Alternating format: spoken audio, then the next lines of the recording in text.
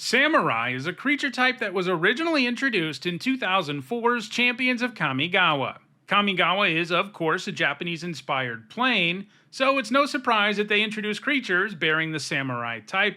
In our world, these are warriors who have sworn themselves to a high-ranking noble, and that's more or less what they are in Magic too. Fittingly, every samurai we've seen so far in Magic hails from the plane of Kamigawa. In all, there are 90 cards with the samurai type or that make samurai creature tokens in Magic, and in this video we'll take a look at the 10 that have left the biggest impact on competitive Magic the Gathering. This video is sponsored by Card Kingdom. Use the links in the description to visit their store.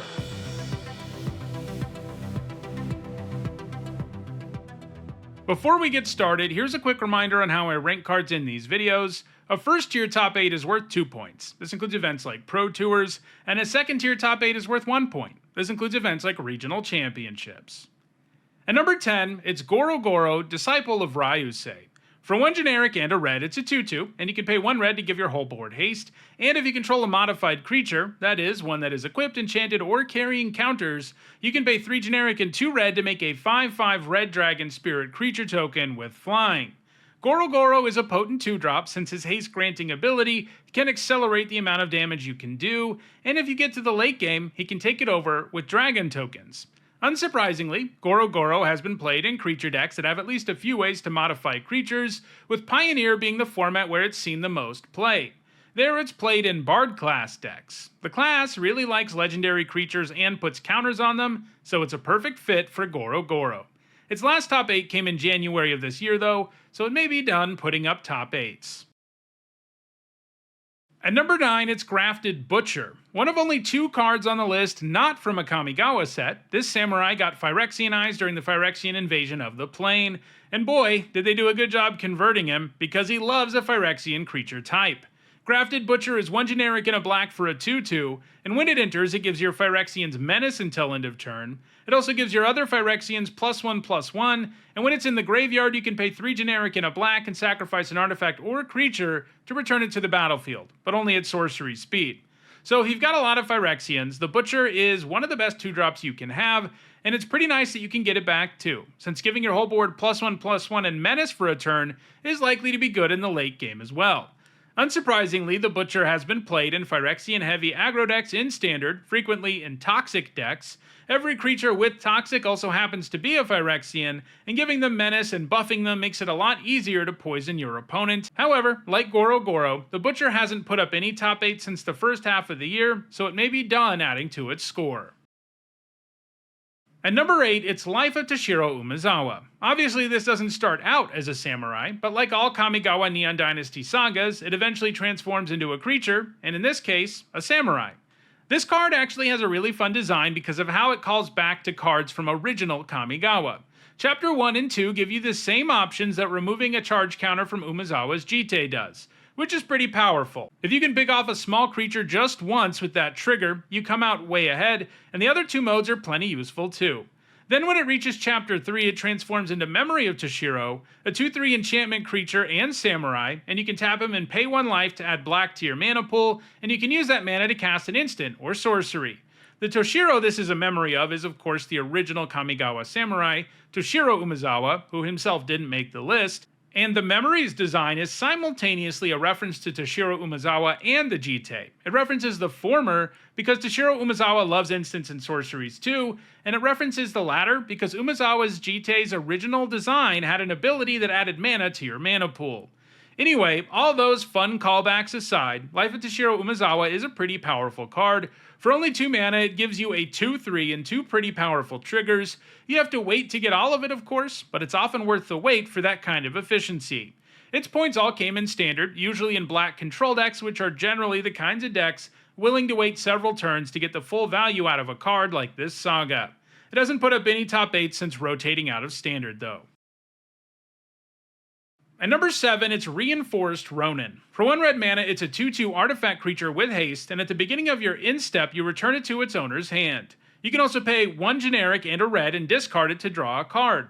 Obviously, the Ronin brings impressive efficiency to the table, but that's certainly tempered by the fact that it constantly bounces back to your hand. However, the fact that you can also choose to channel it away once a 2/2 with haste is no longer useful is pretty sweet. In Standard, it was played in Rakdos decks with a hefty artifact sub-theme. The key card in these decks was Oni Cult Anvil, which gives you a 1/1 token when artifacts leave the battlefield, and that includes when the Ronin bounces itself to your hand. You can see why that's a pretty nasty combination. It's also seen a bit of play in modern burn decks, but it hasn't put up any top 8 since 2023. At number 6, I've got two cards, because they are a mirrored pair from Saviors of Kamigawa. White and black used to get mirrored pairs all the time, where both colors get a 2-drop creature with protection from the other color, and that's what we have here. Hand of Honor is a legitimate number 6, while Hand of Cruelty would have been at number 8 if it had its own spot. They both cost 2 mana of their color, come with protection from the enemy color, and have Bushido 1. Bushido was the samurai mechanic in original Kamigawa block, and it makes them into better attackers and blockers, since creatures with Bushido get a buff, in this case +1/+1, anytime they block or become blocked. These are two really aggressive 2-drops, especially for a relatively underpowered block like Kamigawa. They both gained all their points in aggro decks in Standard between 2006 and 2007. They were usually main deck cards too, since even without protection they were pretty decent, and the protection came up against many opponents anyway. At number 5, it's Samurai of the Pale Curtain. For 2 white mana, it's a 2/2 with Bushido 1, and if a permanent would be put into a graveyard, it gets exiled instead. So like Hand of Honor, this has the solid 2 mana 2/2 Bushido 1 stat line, and it mixes in some graveyard hate for good measure. Keep in mind the effect is symmetrical though. Symmetrical or not, it's pretty nice to have a hate ability stapled to a fairly efficient creature. This samurai found multi-format success, appearing in Orzhov aggro in block, White Weenie decks in Standard, and Selesnya aggro in Extended. It even saw some play in Legacy, where its ability to hate on the graveyard was the most potent, since graveyard-oriented decks are commonplace there. However, it hasn't put up any top 8 since 2011. At number 4, it's Banishing Slash. For 2 white mana, it's a sorcery that destroys up to 1 target artifact, enchantment, or tapped creature, and if you control an artifact and an enchantment, you create a 2/2 white samurai creature token with Vigilance. While that setup isn't automatic, when you can get a creature out of this, it's a pretty impressive 2-for-1, since a 2/2 Vigilance token is a pretty legit body to have around. Its points have all come in Standard, where it was primarily played in mono-white control decks, which had a good mix of both artifacts and enchantments, and could often generate the 2/2.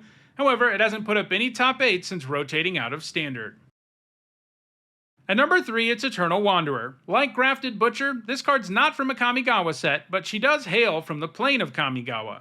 For 4 generic and 2 white, she's a 5 loyalty planeswalker, and she makes the list because of her 0 ability, which makes a 2/2 white samurai creature token with double strike. A moment ago, I was talking about how legit a 2/2 with Vigilance is, and a 2/2 with double strike is even more so. That token does a great job of protecting her, and can also pressure the opponent quite effectively. The Eternal Wanderer's other abilities are no joke either. She has a static ability that only lets 1 creature at a time attack her. That's a super potent ability for a planeswalker, because it makes it a lot harder for your opponent to ever kill her in combat, especially if you also have a 2/2 double striker in play. She also has a +1 that lets you exile an artifact or creature and return it to the battlefield under its owner's control at the beginning of the next instep. This can be used to temporarily get rid of opposing creatures or to blink your own creatures for value. And she has a -4, which she is capable of using immediately, that lets you choose a creature for each player and make them sacrifice the rest of their creatures. So yeah, she's hard to kill, can protect herself effectively with powerful tokens, can generate value with her +1, and can all but wipe the board with her -4. She's a great planeswalker for control decks, and she can single-handedly take over games in a variety of ways, and she's put up top 8s in mono-white and blue-white control decks in both Standard and Pioneer, but she doesn't have a top 8 in any format since 2023. While she's certainly powerful, the fact she costs 6 mana holds her back in formats with larger card pools, which have much cheaper planeswalkers that can take over games just as effectively. At number 2, it's Experimental Synthesizer. For 1 red mana, it's an artifact, and when it enters or leaves the battlefield, you exile the top card of your library, and you can play that card until end of turn. That makes it a pretty nice way to effectively draw cards in red, as it can give you up to 2 cards, although the time limit on when you can play those cards keeps it in check a little bit. You can also pay 2 generic and a red and sacrifice it to get a 2/2 samurai with Vigilance, but you can only activate it as a sorcery. So, the Synthesizer has 3-for-1 potential, since you can get 2 cards and a body on the board in the end. In addition to having that built-in way to sacrifice it, you can of course also get rid of the synthesizer by other means, like by sacrificing it to the aforementioned Oni called Anvil to get the 2 cards out of it, in which case you really are effectively paying 1 mana to draw 2 cards. All of that makes the synthesizer super powerful, and it's seen significant play in multiple formats since being printed. There are just so many good ways to sacrifice it for value. In Standard, this was usually accomplished with the Anvil, and in Pioneer, Modern, and Legacy, it's usually accomplished with Gleeful Demolition and Shrapnel Blast. The synthesizer is also fairly heavily played in Pauper, a format where only commons are legal, where it's played alongside Kuldotha Rebirth. In short, the synthesizer is super easy to get lots of value out of for very little, and this means it's going to continue to amass points in multiple formats going forward. However, it's unlikely to ever catch the number 1 card on the list, which is also heavily played and has an almost 100-point lead. And that card is the Wandering Emperor. The second Wanderer Planeswalker to make the list. She's 2 generic and 2 white for a 3 loyalty Planeswalker, and she makes the list because of her -1, which makes a 2/2 white samurai creature token with Vigilance. She also comes with Flash, and the turn she comes down you can use her loyalty abilities at instant speed. This can mean you can make that 2/2 out of nowhere to block a 1/1, and her other 2 abilities are also really great at instant speed. Her +1 gives a creature a +1/+1 counter in first strike until end of turn, and her -2 lets you exile a tapped creature and gain 2 life. That whole package means she's great at pressuring your opponent, building your board, and removing creatures.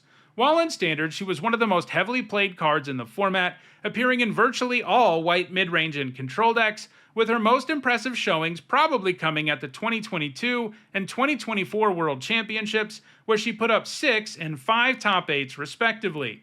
She's also appeared in control decks in Pioneer, Modern, and Legacy. In addition to those Pioneer control decks, she's also played in that format's Spirit and Collected Company decks. The Wandering Emperor is well positioned to continue to put up points in Pioneer, Modern, and Legacy, and while she's slowed down a little bit since rotating, she's still seeing enough play that it's hard to imagine that she ever loses her spot as the number 1 card on this list. So, those are Magic's best samurai. Do you want to build a samurai deck, or just own some of these super powerful cards? If so, check out the description where you can find a direct Card Kingdom link for each card that appeared in the video. If you want to make sure you catch future videos, don't forget to subscribe and turn on notifications. And if you want to catch up on past videos, including many more that look at specific creature types, you should see a playlist on your screen shortly. Thanks for watching.